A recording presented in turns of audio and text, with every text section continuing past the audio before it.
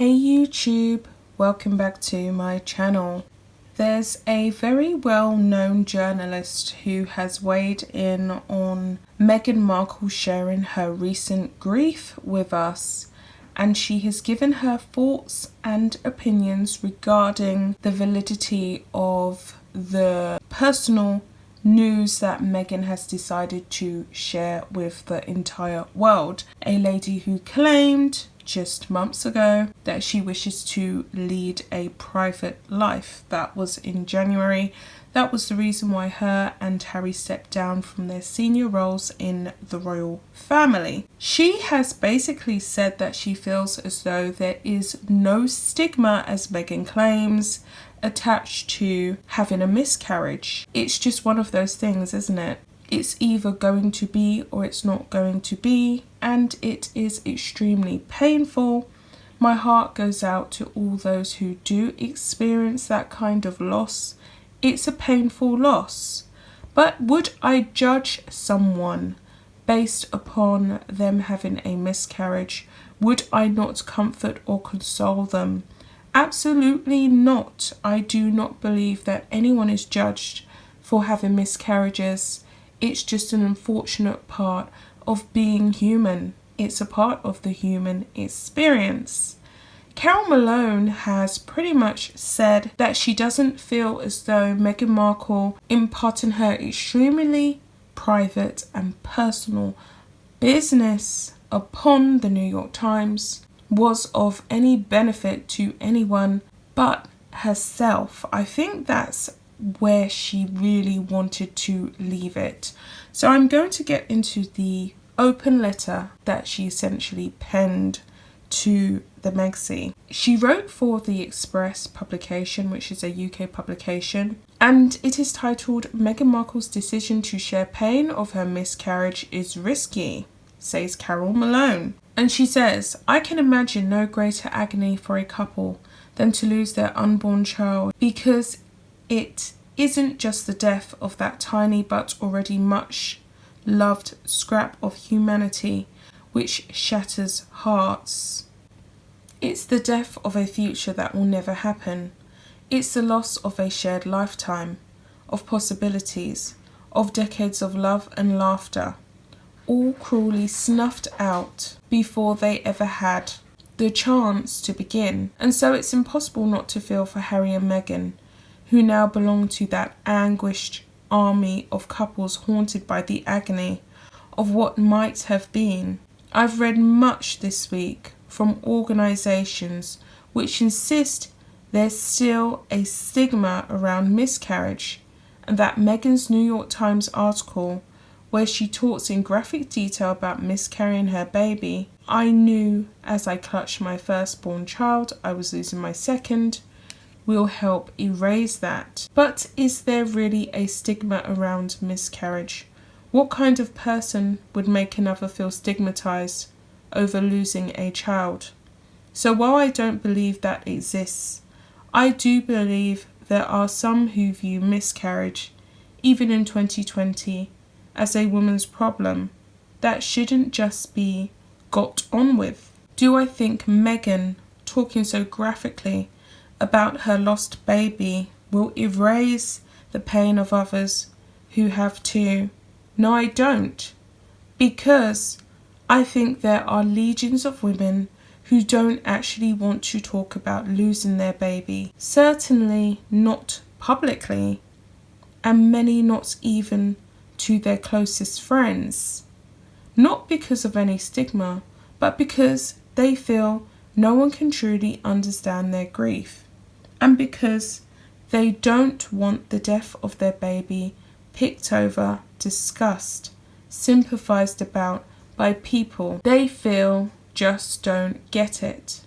We have to take Meghan's motives for writing this newspaper article at face value, but here's the thing I don't understand. Given that we have been repeatedly told that Meghan and Harry's personal and private lives are off limits, given she has repeatedly said she wants privacy and won't engage with the press, I'm wondering why she has now bared her heart and soul to the world via a newspaper about one of the most traumatic experiences of her life. Go back to when Archie was born. So determined was the couple to keep their family life private that they initially refused to introduce him to us, tell us his name, or even reveal details of his baptism. We still don't know the names of his godparents, and we didn't properly see Archie's face until the couple were on their South Africa tour when he was 4 months old. Explaining why Meghan kept those details a secret, she said, "The same people who had been abusing me wanted me to serve my child up on a platter." And I guess, and this is just my personal thoughts and feelings, was she talking about the press? Because the reality of it is that when a member of the royal family has a child, they are expected to show that child of immediate effect because they are paid for by the British taxpayer. So although she was getting unfavourable press, that wasn't really a slight on the media. It was a slight on the general British public who directly pay for that child. If the press were being denied access to baby Archie, which we was denied access to seeing him. They didn't want us to know exactly what time he was born, etc., etc. She didn't want to stand on the steps. Essentially, she denied access to the British public because a picture is a picture, and that picture was ours to have. We had essentially paid for it. We're still paying for Archie's life because they haven't cashed up on their Netflix still. How could they have? How did they afford that mansion? All of that has directly come from the taxpayer's pocket. But now she wants to share with the American citizens who do not have to, thank God, contribute to her purse, her clothes, her rent, her mortgage payments, and any other expensive, lavish outgoings that she has going on. She wants to share with them, those who do nothing for her financially, how it was to lose her second child, allegedly. A very intimate, private detail. And as Carol Malone has highlighted, she refused to tell us the names, just a basic piece of information, of baby Archie's godparents. So I'm going to continue on with the rest of Carol Malone's letter. Yet here she is now, serving up her devastating miscarriage experience on a platter for the world to dissect and discuss. So obsessive were Meghan and Harry about not bringing up Archie in a world where they perceived he and they were being hounded by the British press. They moved him across an ocean to America, which involved Harry not just giving up his country, but his royal status and his family, along with everything he'd ever known. But now Meghan is revealing to a newspaper the most graphic, personal and emotional detail about the moments leading up to and after her baby's death. Sitting in a hospital bed.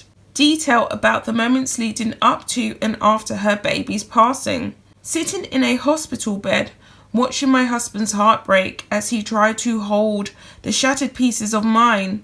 Surely this sits strangely with her repeated pleas for privacy. I'm sure Meghan's pain is something many women relate to, and if it does help them, then that's wonderful and to be congratulated. But I'm wondering if such personal revelations are a double-edged sword.